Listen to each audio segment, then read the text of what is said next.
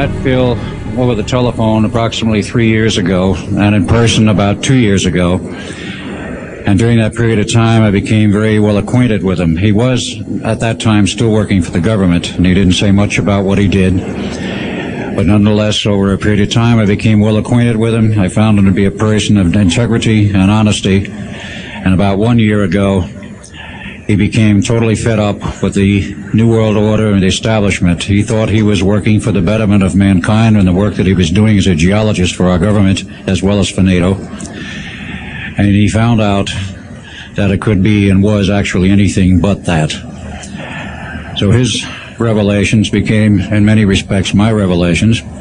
And I urged him last winter and spring to go public and lecture. Finally got him out. He's given over 30 lectures to date, all very successful, very interesting. In fact, so successful there have been 13 attempts on his life since the beginning of the year, and he's survived them all. All I can say is God must be protecting him because he has a message. So without further ado, I would like to introduce Mr. Phil Schneider, and understand also everything is being recorded and the video and audio tapes will be available later. Please give a warm welcome to Phil Schneider.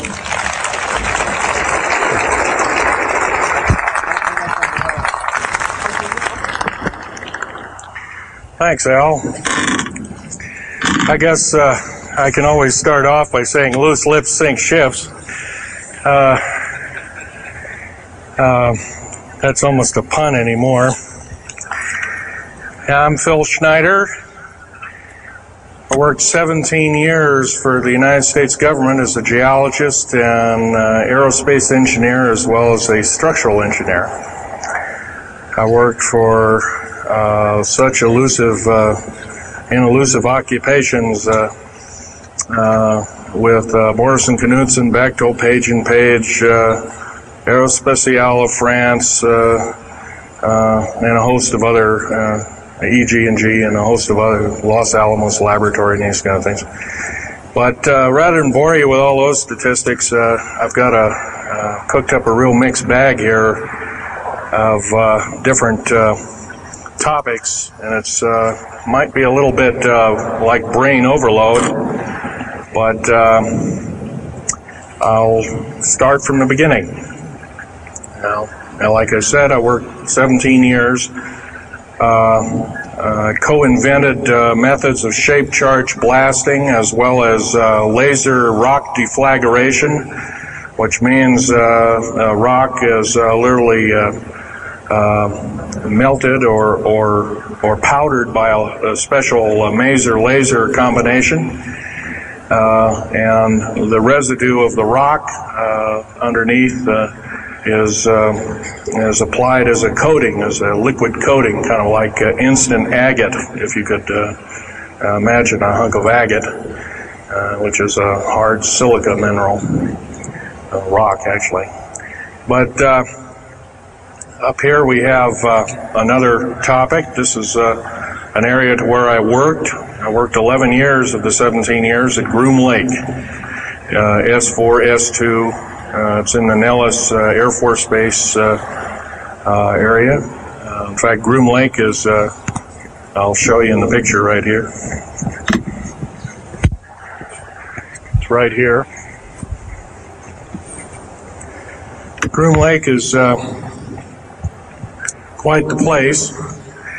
A lot of rumors and other kinds of things have come out of there. Of course, people have stood on the outside for years and wondered at what's been flying there. There's all kinds of things been flying.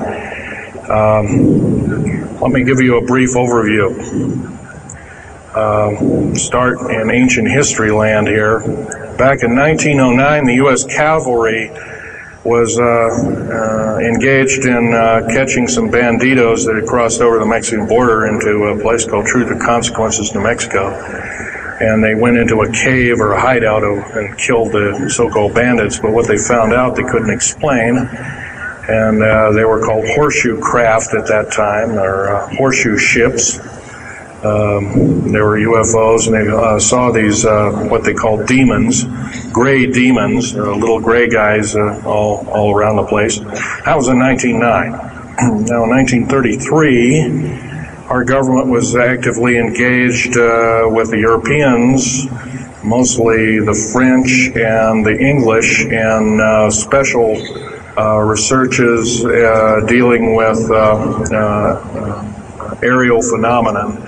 And once again, the term flying saucer or flying disc didn't come about until much later, supposedly right around the mid-1940s. Anyway, the whole thing here is that also in 1946, I might want to add, we were engaged in atomic bomb testing and this kind of a like, and of course the area of Bikini Atoll. Some of the pictures are over here on the white board. Are showing with the actual language of both the U.S. Army and U.S. Navy archives. Anyway, these flying ships were seen as early as 1945, 46. Some of them were called Foo Fighters, and you name it. They were fully known about, maybe as early as 1935 or 36 by our U.S. Navy. And there was a shallow underwater base at Bikini Island, and that was probably the one reason why a number of atomic bombs were exploded in that area rather than other areas which they could have been even more remote out in the South Pacific at Operation Crossroads. Well, anyway, this all led up to later on, about 6-8 years later, 1954, during the Eisenhower administration, led to an interesting treaty called the Greada 1954 Treaty. It was the Alien-Human Treaty.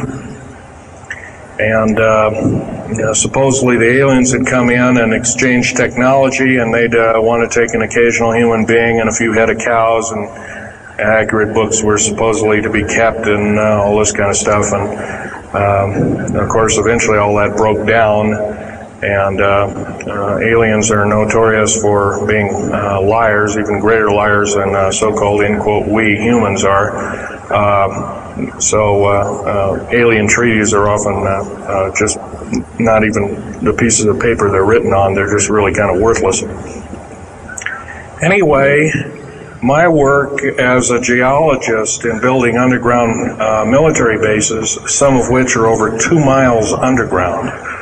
And I think when you listen to Al tonight, if you have a chance to listen to him, he will speak of, Al's actually been on some of the high-speed monorail subway cars, if you might want to call them, that link these bases together. Some of them are capable of riding on a cushion of air about 3/4 of an inch off a rail at a better part of Mach 2. And he's actually been on one of these trains. I've only been in one of the tunnels and helped build some of the tunnels. Incidentally, I helped work on 13 deep underground military bases. Had hands-on experience.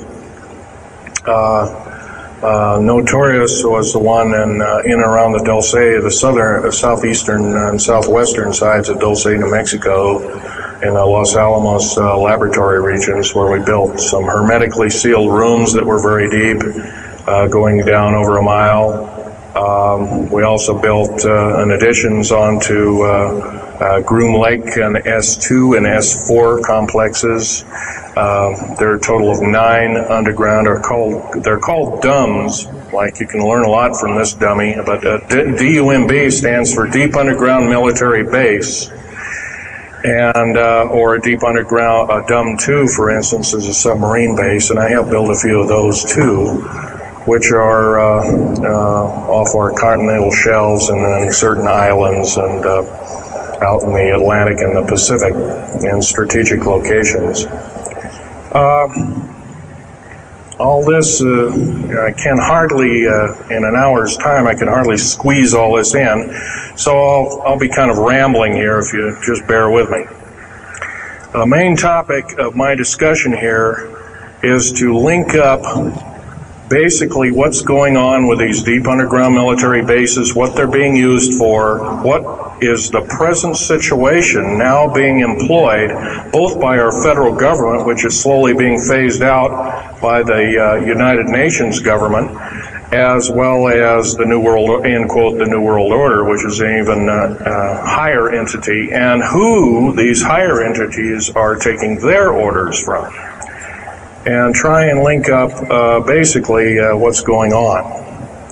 A lot of us have been kept in the dark. We've been given, maybe most recently over here, photographs of an alien at Roswell. I'll just make a very brief statement about that. The photographs cannot stand up to a computer grain analysis test and therefore are retouched or faked. They're not real. The real one, the real photograph of the charred or dead alien that was, or one of the several that were autopsied, is over here, was given to me by a friend by the name of Skip Fromback of Seattle. And his father worked as one of the principal doctors. He was from Germany at the time, and worked on some of the autopsy material, from what I understand, along with other people. Anyway, you just can't believe everything, and that goes for me. You got to get out there and do your homework. Like I always say, you might, don't put your spectacles on, you put your skepticals on when you listen to me. So if we can have a show of hands here, how many people have heard about Roswell, New Mexico? Very good, almost all. And how many people have heard about the black helicopters and the other kinds of flying saucers type equipments out at Groom Lake and other places? Very good. Well, this obviously is a nice enlightened audience. Most of you have probably seen what a black helicopter is, or maybe even gotten rare glimpses of an F-117A black jet, or stealth, as they're often called, or a B-2 bomber, or B-1 bomber, or some of these other sophisticated aircraft that are now being touted as the new technology. Once again, where did we get this new technology? Well, obviously we've had a little hand in that. Our little alien so-called buddies, have kind of exchanged things, not without a great cost. The cost of which has been a lot of people have disappeared. Some, and I'll blow this statistic by you. There's, according to current FBI and Defense Intelligence Agency and CIA statistics, 100,000 children and 1 million adults disappear every year, and these are not kidnappings or murders or rapes or suicides or anything, totally unaccounted for. And where are these people going to? Nobody knows. Maybe one of us in this room or somebody has encountered such an individual and lost a loved one or a friend or something, and that's unfortunate. My best friend, Ron Lee Rummel, several years ago got himself murdered because we dared to put out in print, at that time I was still working for the government, and so was he, we dared to put in print the so-called the Strategic Defense Initiative, or Star Wars, as part of the New World Order and takes its actions. It was originally written as a kind of a spoof or a joke. We had one of these alien greys dressed up and had New World Order insignia on, and of course that wasn't taken very nicely, and my friend got himself murdered. It was called a suicide, but now it's been turned over to special authorities who now acknowledge it was a homicide. Other than that, I'd like to also mention something about my father. My father was a U-boat captain in Hitler's Navy, and he got captured had taken over. I didn't find this out until about 2 weeks before he died on his deathbed. He kind of told everybody in total shock. I was one of them. In fact, I didn't believe him. I thought he was kind of in delirium or something like that. And of course, other things have come up since.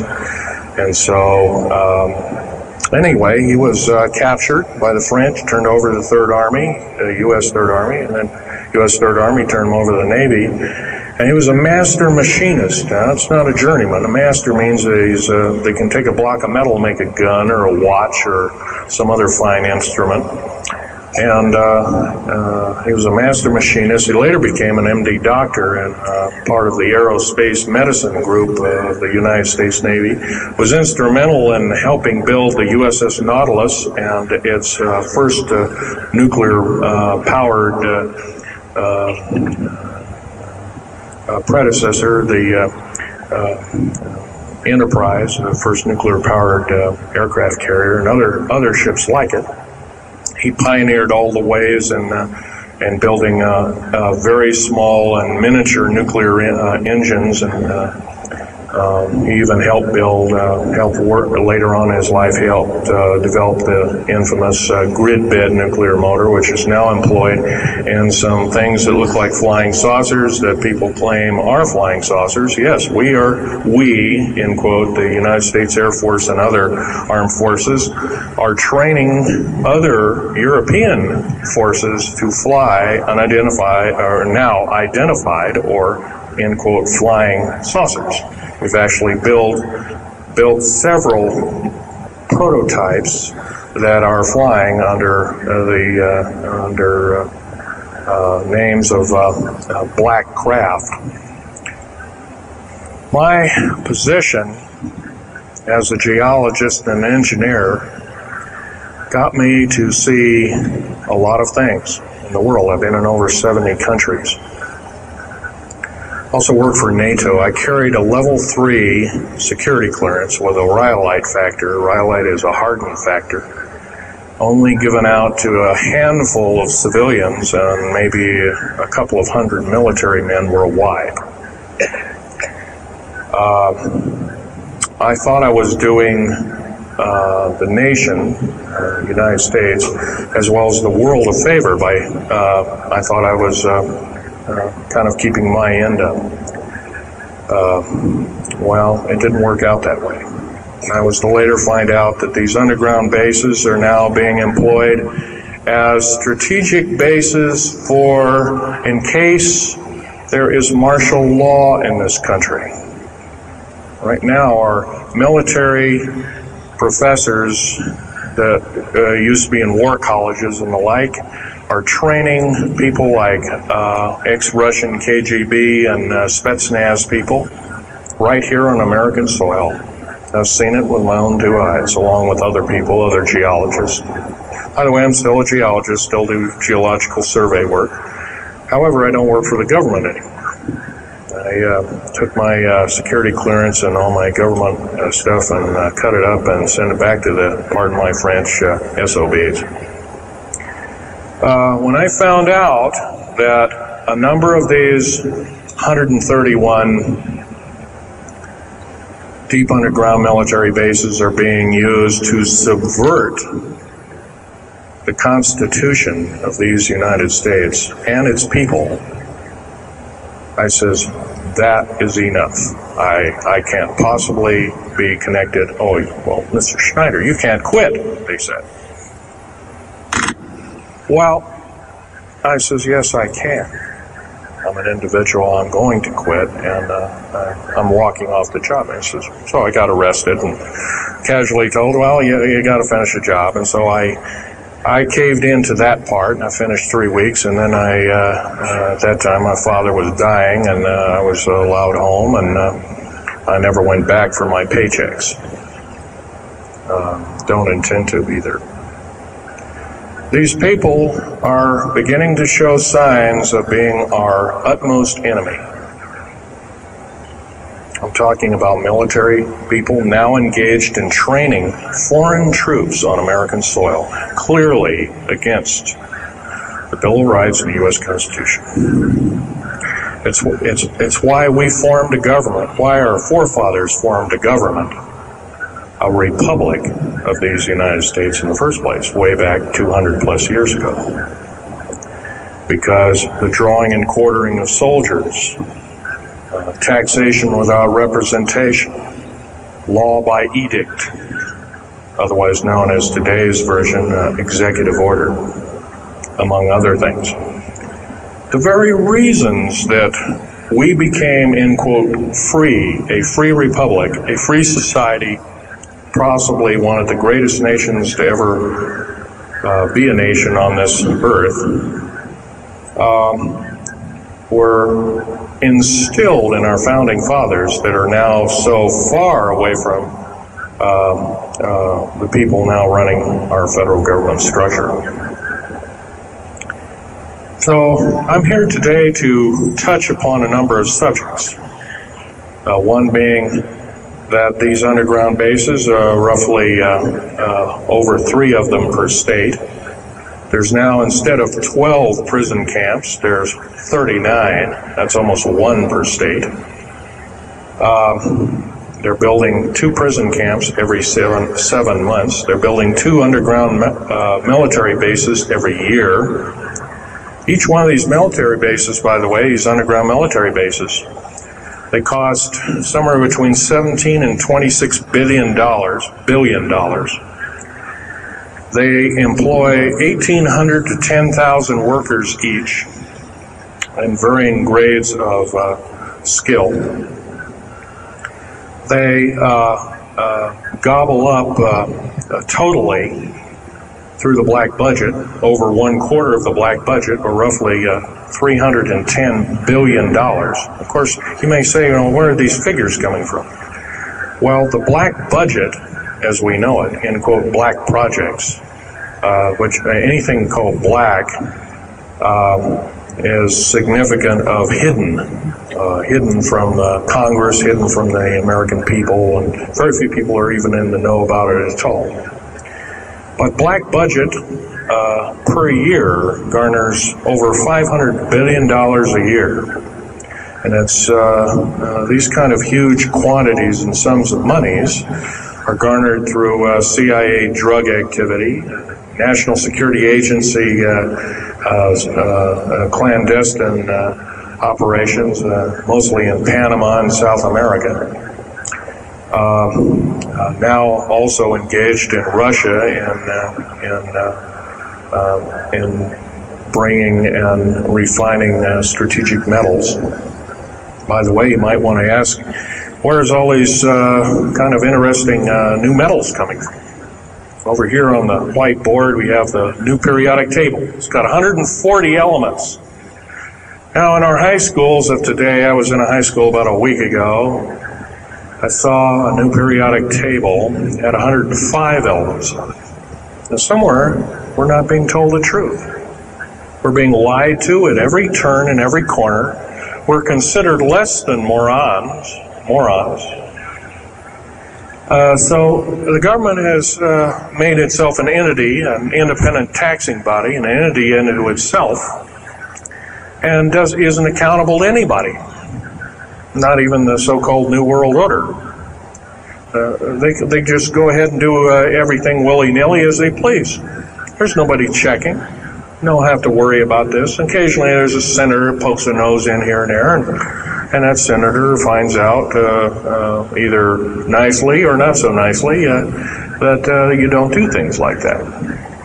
Now, if we're to gain a grip on our country, if we're to take our country back, we must first ask our public officials if they cannot tell us the truth, and we will impeach them, or they will be impeached, or they'll be tried as traitors. This is pretty stiff language. Already it's slowly beginning to trickle out and to occur to a number of people that this may be the only way out.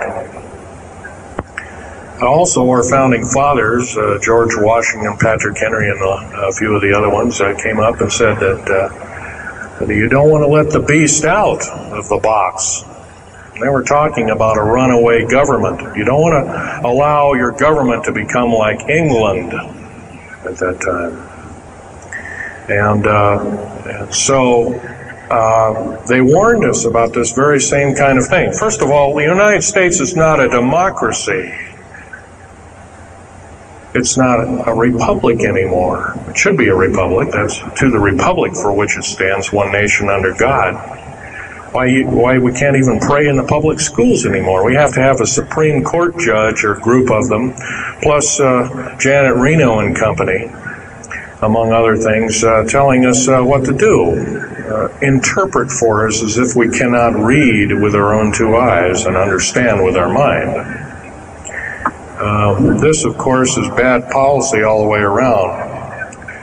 And I guess I don't need to blow that by your ears. Okay, on another subject, I have a number of items up here at the table. One of which here is, I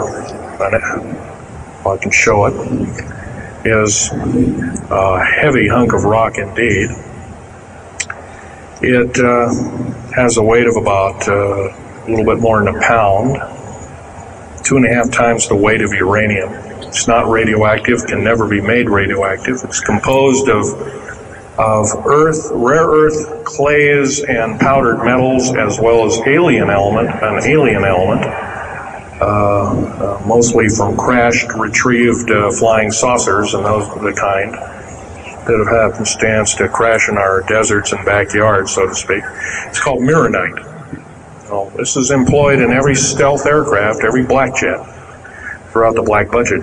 Also in the very small quantities in the skins of black helicopters. Mironite. Here's another thing. Here's a piece of probably the purest titanium you'll ever hear or see. It's so pure, it's also composed with other alien elements to make it extremely tough. It's capable of withstanding temperatures in excess of 7,000 degrees Fahrenheit. Our new Phoenix-class submarines, of which we're building 2 a month right now. Phoenix-class submarines is a black budget program. Each one of those submarines costing $208 million just for the titanium hull, which is made of this material. Approximately 10,000 pounds of it. Now, we've got, supposedly, as of the data right now, we've got 106 of these submarines. They're plying the waters and the waves. They can dive to a depth of over 7,000 feet and hold that for 3 months. It's a fantastic submarine indeed. It has 11 grid-bed nuclear motors on it, engines, that run everything, purify the air. By the way, these aren't your usual nuclear motor installation. They're very small. They're probably no bigger than this podium, weighing less than 3,000 pounds, putting out as much as the equivalent of 3 aircraft carriers of the Enterprise class. But these Phoenix-class submarines are getting this metal. Now, where are we getting the metal? Well, it's being stockpiled in a number of strategic locations. Supposedly, I've heard stories, well, it's being mined on the moon, and I have no way of proving that, one way or another. I think we're probably getting it from Russia, or refining it in outer space. What are we shuttling? Basically, a shuttle, a secret shuttle flight. 1 a week now is going up and back. What are they shuttling? Well, obviously, they've got kind of their own little laboratories up there, space station, and all this kind of stuff. Remember, what you're being told is only just a smattering of the truth. It's not the real truth. Maybe it's 5% of the truth. Maybe it's not even that. You can rest assured you're not getting much. Another strategic metal is this particular bar with some strange crystals on it, the scalenohedral crystals of niobium, titanium, rhenium, copper oxide. This complex group of elements, not found on the Earth, in specific quantities. This was developed at Los Alamos through EG&G and other outfits. Are employed in all black jet aircraft, all of them, including the, in quotes, sport model, the little flying saucer we occasionally see over at Groom Lake. And by the way now, if we happen to be with a video camera, you know, taking pictures of the so-called area around Groom Lake, it's now, you can get your equipment confiscated, your car, your house. You're considered the same thing as a drug dealer, and you'll go to jail for up to 5 years and $1 million fine. I personally don't think this is what I'm hearing. I just don't think that this kind of punitiveness is what we need in America, and we have to get rid of it. Otherwise, we're going to die with no America. Here's some other elements. Here's a very light element. It's composed of lithium metal, as well as a alien element, a little heavier than hydrogen, but a little lighter than helium, also employed in this.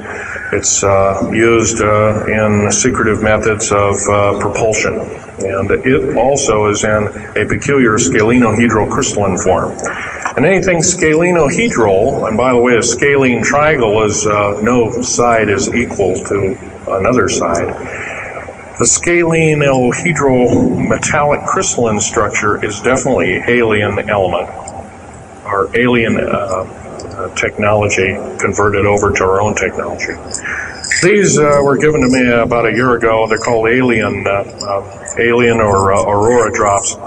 It's supposedly the skins of the black jets. Some of the ones that are coming in at very high rates of speed, they're still glowing red hot, white hot, and they'll sit out there and cool off, and they're dripping their material off of them. And it's kind of like a rubberized coating. It's not rubber, I can tell you that. This is hard as lava rock or harder, capable of withstanding tremendous temperatures, but nonetheless, some of it sloughs off every time, and so they just kind of scoop it up and throw it in the trash can. There are a few pieces of it. Here's one of the hardest so-called man-made rocks. Once again, it's got a number of alien it's got an alien crystalline structure to it, very advanced. It's about 11 times harder than a diamond, about 70 times stronger than a diamond, capable of withstanding temperatures in excess of 10,000 degrees Fahrenheit. It is employed as very thin coatings or windows, tiny windows, in hypersonic aircraft that exceed Mach 5. Here's an interesting artifact. Right here in this hunk of rock, which by the way was an old 100,000-year-old chipping tool found in Jordan rather, excuse me, is a imprint of, it looks like a fossil, but it's not. It's an imprint of a small mechanical part with exactly 360 kind of little rotor blades. Well, this rock is 220 million years old. Who was making machines 220 million years ago? Maybe Von Däniken was right after all, huh? Here we have an actual piece of agatized fruit, or it's similar to a lime. It's even been pecked by a bird at one time, and that's still there. So it was instantly turned to agate. It is the same agate or chemical structure as material found at Hiroshima and Nagasaki after the A bombings in World War II, where grasses and flowers and petals of flowers and other kinds of things were instantly petrified, turned to agate. It is the same identical crystalline structure. However, this particular piece is about 20 million years old, and it's still got its original green coating, and it's basically unchanged. Perfect condition. Likewise, here's a garlic plant about somewhere between 20 and 35 million years of age, and once again it's got that same pink agate coating. And here are some pieces of the metal skin from the crash disk at Roswell. It was given to me when I was 14 years old. My father was visiting one of his old friends in the Navy archives, as well as he was in the Royal Navy in England. And I, as a 14-year-old boy, I says, "Gee, Dad, can I ask Johnny something?" "Oh, go ahead, ask him. Get anything you can from him," that kind of thing.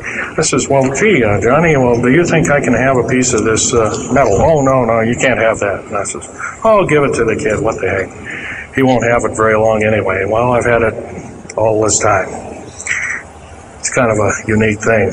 They were able to break the skin of that craft, by the way, by dropping it into a bath of liquid nitrogen, hitting it with a mechanical or hydraulic hammer, and it shattered into little bits. And it was later analyzed and adapted for our own technology. All these artifacts are fine, but once again, the main part of this talk is, where's it all leading to? We get very little spin-off to where any of this is leading to. Occasionally we'll get a new computer, or maybe a quartz watch, or some little trinket, kind of like giving the Indians beads a couple of hundred years ago. Well, we're getting these little spin-offs. But the black budget still rolls on, garnering up over $1 trillion every 2 years. It's somewhere between 1.023 trillion and 1.31 trillion dollars every 2 years. And every year it goes by and the black budget is unchecked, unaccounted for, it's just subverting our country. That's number one. Number two is that these underground military, first of all, if there was something like a nuclear war or there was a definite enemy out there where we were going to be under attack, like from China or someplace like that, I could see maybe a couple of dozen underground bases for a government, and so it could theoretically rise up like the phoenix out of the ashes. Well, not 131 of these. And if you were going to so-called round people up and put them in prison camps, what a better prison camp than underground, where nobody knows where it is anyway. So once again, these underground bases are most likely been planned as underground prison camps and slave labor factories for the New World Order. New World Order, by the way, is getting, and I'm probably the only person ever talking about this, the New World Order is taking, and the United Nations is taking its orders from, believe it or not, these more powerful outer space alien entities. We might call them the large grays or the small grays. Sinister forces indeed. And you might want to say, well, gee, how come we don't see more of this kind of thing? Well, you can just imagine. If you're only being told 5% or less of the truth, that isn't very much to go on. That's one thing. Another thing is you don't find very many people coming up here and letting you have hands-on experience. I'm going to try and do this to you. However, I do ask you to go out and do your homework and keep doing it. Don't necessarily believe in what I'm saying, but get out there and talk to people. Whether it's just a couple neighbors or friends or something, get out there and talk. Because one will tell two and two will tell four, and then pretty soon you have a whole room full of people that are in the know. And then from there, wonders can work. Other than that, as far as changing the black budget, and these clandestine programs, public opinion is only going to do that, and it's going to take millions of us. But we have to be informed, and to do that, we have to be doing what we're doing now, gathering and talking. And of course, most of us are adults and can weed out fact from fiction. Most of us are responsible adults and know the difference between fact and fiction and how to use it or how to abuse it. So we therefore have to continue to keep studying and keep talking. If there's just me out there, and believe it or not, there aren't very many people like myself out there talking. I've given over 30 talks in the United States, Canada, Japan, went over to England, went into Japan kind of illegal, came back the same weekend. They flew me in and out, but gave a talk to a number of their execs, and they were very interested indeed. Now, if this is all a bunch of poppycock and hooey and poo-poo, I wouldn't be listened to, be given an audience by these people, but evidently I have. But 13 attempts on my life since the first of this year. There's a number of you ladies present, so I won't gore you out, but Al has seen some of the wounds, and there's a few other people that have been to a few of my other lectures, and they can attest that I have been shot. I've been run off the road, I've been pushed off the road, I've been mostly shot at, that kind of thing like that. But been in hand-to-hand combat with some of these people, and once again, I'm not in the best of shape anymore, but I still know how to handle myself. And I'm just about ready to wrap things up here, but just basically wanted to give you an overview of what's happening, and if we have any questions, we can start asking a few questions. Okay, here's a gentleman way over here. Would you please speak up loud?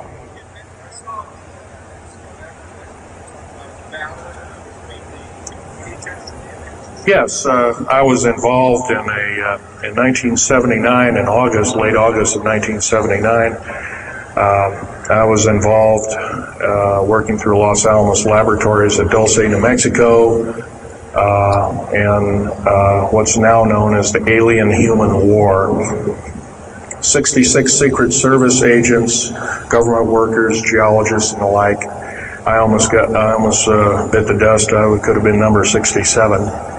Lost their lives that day because the government lied and knew full well what was underneath. And what we'd done is, out in the desert there, we had drilled in a period of a couple of days, we drilled 4 of these holes that went down several thousand feet. And one of these holes kept bringing up dirty dust and putrefying odors and broken off machine bits and other kinds of things like that. Boring machines as well as lasers came up damaged. And of course, there was a probe that was sent down, and that came up totally missing. And so people were sent down there, and I was one of the people. And when I got down there, of course, the odor was, and remember, I was in a spacesuit type environment.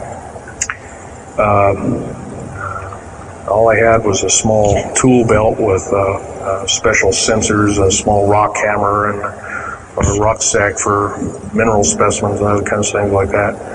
And I had my little pistol. And being an engineer, didn't have time to carry a big hunk of pistol like most of these Green Berets carry, stuff like that, Black Berets. I carried a little Walther PPK with a 9-shot clip. As soon as I got down this hole, standing about from me to this gentleman over here in front row, about 10 or so feet away, 7 feet away, something like that, was one of these 7-foot-tall stinking alien guys, and I didn't waste any time. I said, I'm not fiddling with you guys, and boom, away you go. And I was one of the rare few that had been allured that this may or may not occur, and so basically was given ET training, but a lot of these other people weren't. And we were, in fact, it was asked, are there aliens in the area? And of course, the big question was no. And that was a big lie. And of course, 66 people died that day. I have a big hole in my chest. I lost my lung was literally burnt out of me. My fingers burnt off of me. My toenails burnt off of me. My skin was in radiation isolation therapy for 400 plus days. My bones were vitrified or burnt. I was cooked. I managed to survive. Here, telling you something about it today. But other than that, I'm the only talking survivor. There are only 2 other survivors, and they're in nursing homes up in Canada. And Canada refuses to allow the United States officials to talk to them. They're in very bad shape indeed. One of them can't talk, and the other one doesn't want to. So they're regarded as Canadian heroes. And so they're being kept by Canada. Okay, this fellow over here. Speak up loud.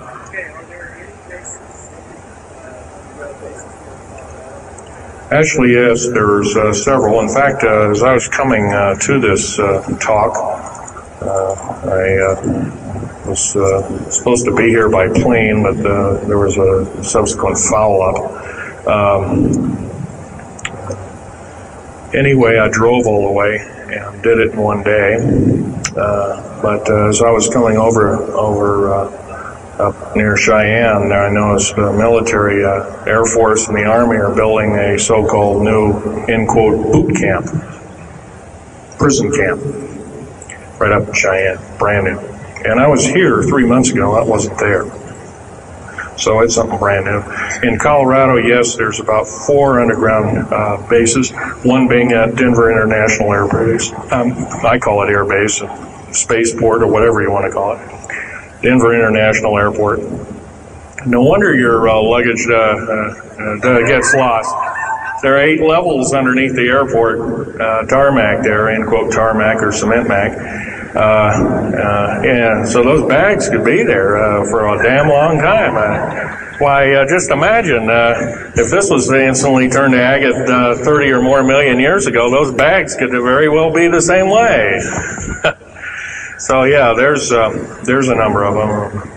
And I wish I had a map with me. In fact, in subsequent talks, I'll have a map, which will be put on the overhead. In fact, my next talk, I plan to have just that. I had planned to bring a map here and had all the latitudes and longitudes of all the bases, and I can't do that. That would be a nice jail sentence for me, so I didn't bring it. So, but other than that, I'll have that all researched for you.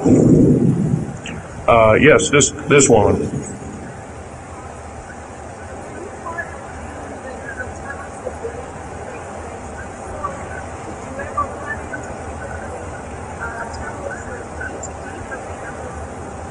Yes, as far as there being an inner Earth, a hollow Earth or anything like this, no, I've never run into anything like that.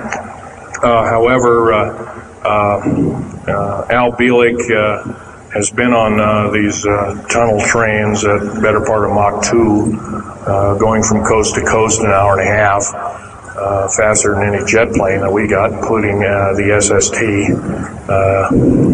or thereabouts, the same rapid speed. But I helped build a lot of these tunnels, and all of the underground mountain or military bases are connected, all of them, all 131 of them. They're connected both by road, not a big freeway under there, but it's at least a 2 to a 4 lane road, rather narrow lanes, but they're there, and they're also high-speed magneto-leviton train tunnels. Yes, this lady over here. Stand up and speak up, please.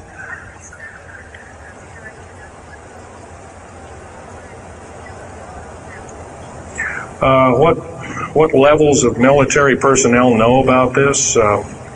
Most of the levels of military know about this, especially the higher levels, higher officer levels. The enlisted, I'm sure, don't, or are basically kept in the dark like we are, end quote, we are. So, this fellow right here with the hat, Adam. Where are most of these bases located? Well, there's 131 of them in the United States, 127 of them in the lower 48. There's some in Canada, I'm not counting those. There's some in northern Mexico, I'm not counting those either. They average about 4¼ cubic miles hollowed out underground, an average depth of 5,700 feet underground. Average cost $17 to $31 billion each. They employ anywhere from 1,800 to 10,000 people. And some very large ones now being built in Sweden, one of which is repudiated to be 30 cubic miles. It'll take 5 years to build that one at a cost of about $2 trillion. And that's all being supplied by the United Nations. Yes. Anybody over here? No. This gentleman. Speak up, please. Okay, you want to know exact locations of all these? Well, for where all of your Army, Marine Corps, Navy, and Air Force bases are, they're with all this present, not the ones closed down. And by the way, the closed down bases are now being used for gasoline storage and equipment storage and these kind of things. So they're not really closed down yet. Boot camps, end quote, boot camps and all this kind of stuff. So-called prisoner camps and these kind of things.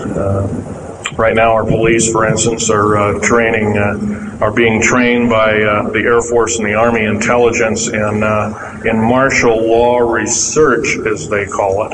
How dare they call that by that name? So where these are, where every one of these strategic bases are now. In Colorado, in around Denver, there's 3 of them, and they're fairly small. Some of these bases are only maybe 2,000 to 3,000 feet in depth. Some of them were built a long time ago, back 35, 40 years ago, and they're only maybe 500 feet. And they're mostly for equipment storage. Denver, and then there's Fort Collins. There's also Colorado Springs area as a number of them. By the way, Colorado Springs is kind of a famous area. Nikola Tesla's laboratories were in Colorado Springs, and need I say more? I'll leave that up to Al Bielek. As far as Nellis Air Force Base, there's 9 underground mountain bases in Nellis Air Force Base. That's in Nevada. It's north of Las Vegas. There's going to be a UFO show and conference in Mesquite here later on this month. That's up very close to, end quote, Area 51.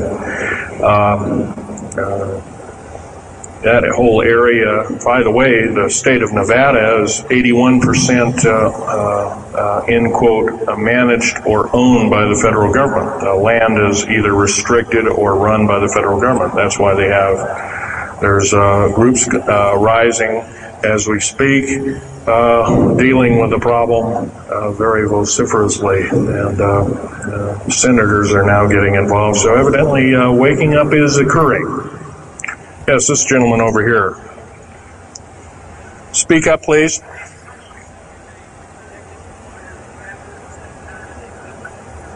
Okay. Yes, they are. The gentleman asked, are these tunnels connected to large caverns? Yes, these large bases are basically like this Coliseum. Everything's underground. Everything's a city underground. Most of these bases both have military bases, and they have all the accoutrements of life. Remember, each one of these costs quite a bundle of dough, and some of it in our tax money, but most of it in clandestine approaches, and that's definitely undermining the country. Yes.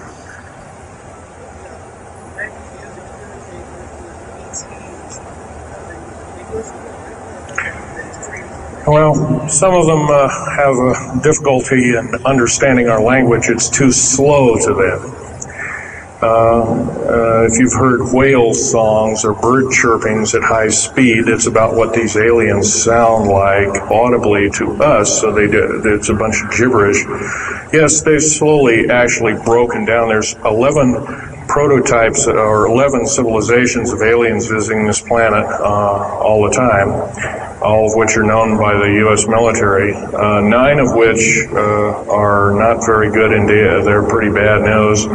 2 of which are benevolent, but the benevolent ones have supposedly left. They have their own little war of sorts, especially the Pleiadian groups and whatnot like that, of which Val Thor was repudiated to be a Venusian, but other people will alert he looks more like a Pleiadian. He looks normal human, except he's got 6 fingers and toes. He's got one oversized lung. He's got 2 hearts. He's got all kinds of weird stuff. Bones are bigger. Yep.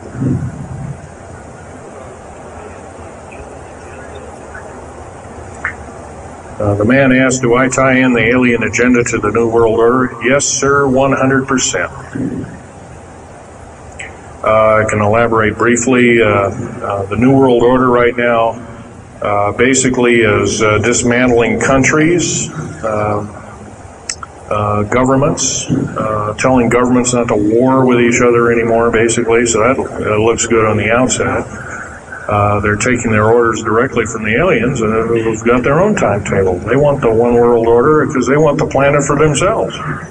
Of course, you've often heard of the term Global 2000, and that's a supposed sinister plot, or has been a group of sinister plots to produce biological weaponry to reduce or thin out the so-called ethnic cleanse the population of the planet by 5/6, or roughly 5 of 6 billion people, enslaving the rest to work willy-nilly with the so-called people of the New World Order. Now, another peculiar thing is the alien agenda is not really well believed nor understood by a lot of these one-worlders. They don't believe it. They think they've been singled out for their own end of glory, and what they don't know is they're just another human being, and according to the negative or bad aliens, they're just another, we're considered bags of food to them.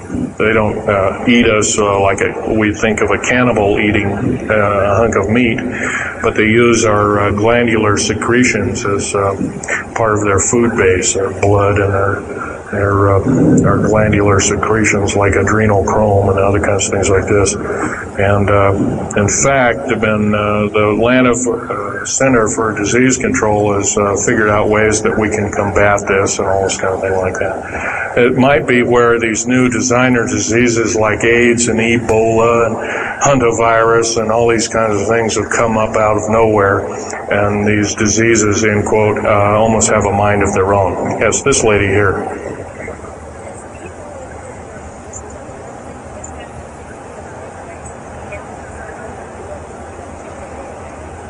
Okay, lady asked, is the tunnel building having an effect with earthquakes? Yes, it could very easily be, although got to remember a lot of these underground bases are constantly being repaired, and so a lot of people have to be hired. As far as the U.S. government, second part of her question was the U.S. government modifying our weather? Yes, that's an affirmative. And we have the U.S. government's been working with the Russians for at least since 1972 and maybe as early as 1966 on weather modification. And it's a well-known fact, and it's well employed. And by the way, they can literally weather modify a hurricane or a tornado out of existence. And the reason they don't do it is pretty obvious. Yeah, right. Or they could actually send a plane inside of a hurricane, for instance, that would blow off an atmospheric bomb or a shockwave bomb in the eye of the thing, and it would completely dissipate. Well, they don't do this, of course. there's probably other reasons for that, see which way it goes or what kind of havoc and how we can study the havoc, and we go from there. This fellow way in the back in the black. How do we learn more about our general topic? Well, there's this particular fellow, his name is Richard Souter, PhD, wrote a book recently, Underground Bases and Tunnels, What is the Government Trying to Hide? That is one book. Then we have here's a popular science article, Secret Air Base. The government doesn't want you to know that Groom Lake, supposedly Groom Lake doesn't exist.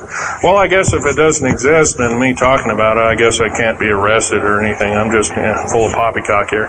Well, the editor, one of the editors of Popular Science that put this article out is now in federal prison. Then there's a book that called Stealth Fighter Pilot. These books are available. I got this one at Dalton's. This one actually was sent to me by the publisher. I did some test piloting, and the only thing I test piloted was would run the aircraft back and forth on the runway, the special runways they built at Groom Lake. There's a picture of me in uniform. And I can go on. And these publications are out now, and they're available. Yes, this lady over here.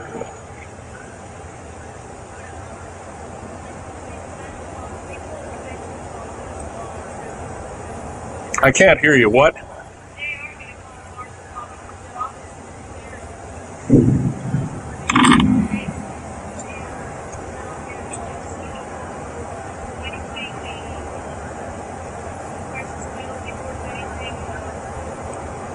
Okay.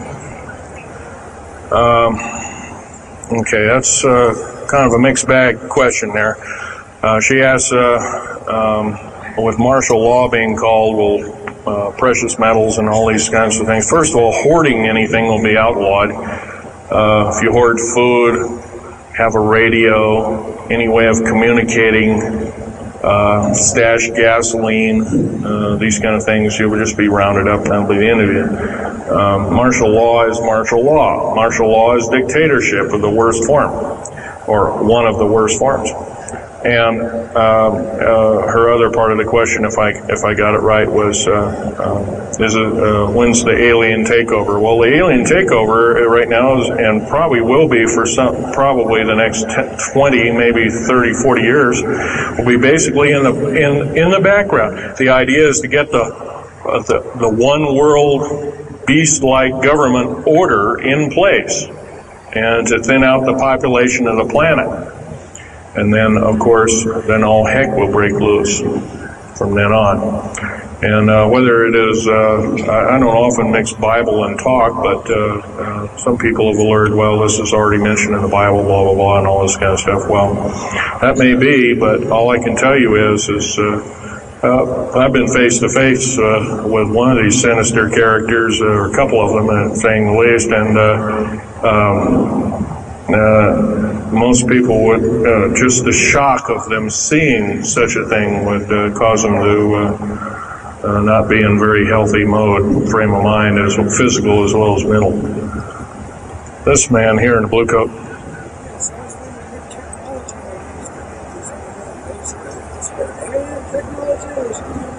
Well, it's a combination. What technology is used to build these underground bases? Well, we have lasers that can drill out, or basically deflagrate or melt out a tunnel 7 miles a day. And that tunnel is 28 feet wide, 28 feet high. You've been told about drilling and boring machines in a very slow, quarter of a mile a day. Most of that went out in World War II. Most of that's all World War I or World War II era materials. And once again, you've been badly lied to.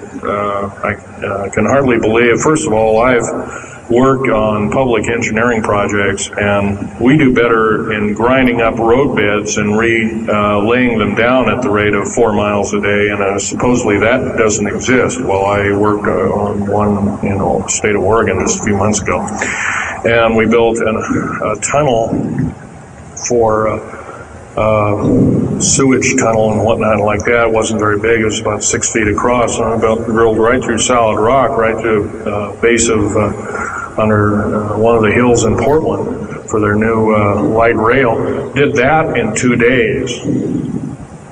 But it was a complex, it was a small, complex tunnel. It was big enough for a man to crawl through and inspect. I was one of the people that inspected, so yeah.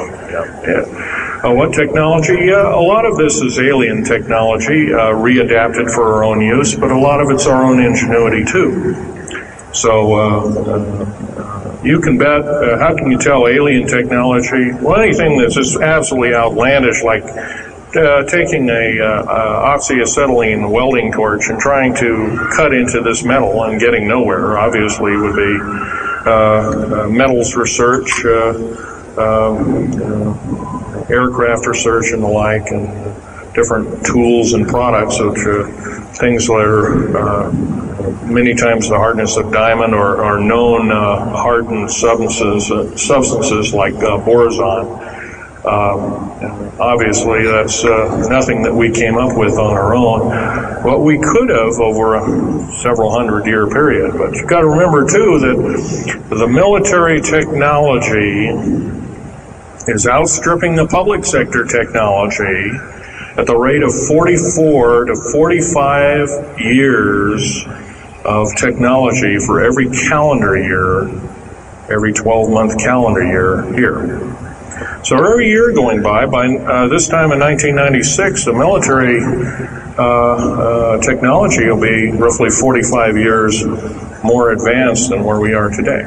So it's quite possible that way back in 1943, the U.S. Navy not only caused the ship to disappear, it literally disappeared and reappeared. Basically, military technology right now is about 1,200 years more advanced than public state technology. And computer technology right now, it's off the scale, I can't tell you. It's just right now, and employing just in black jet and stealth aircraft, the new computers are so completely advanced that we couldn't get them in the public sector for maybe another 40 or 50 years.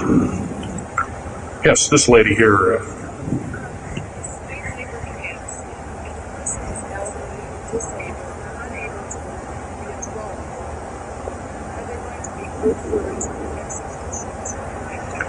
Well, the lady asked with the slave labor camps, the old, the infirm, the handicapped, are they going to be executed, and will there be executions? You can bet your bottom dollar there actually will be these things. I wish I knew more, but I don't. I've had my own agenda to kind of keep up and talk about. But other than that, yes, I would imagine so. If you look at all the 39 prison camps that are presently built, and they're called boot camps, by the way. And of course, these new trains that they have that have 143 shackle placements per train, they're a scary thing indeed. You know what they're called? They're called United Nations Prisoner Transfer Cars. Well, that's an appropriate name, I guess. Well, we got to wrap it up here. They're telling me it's time. I'll take one more question. This lady over here.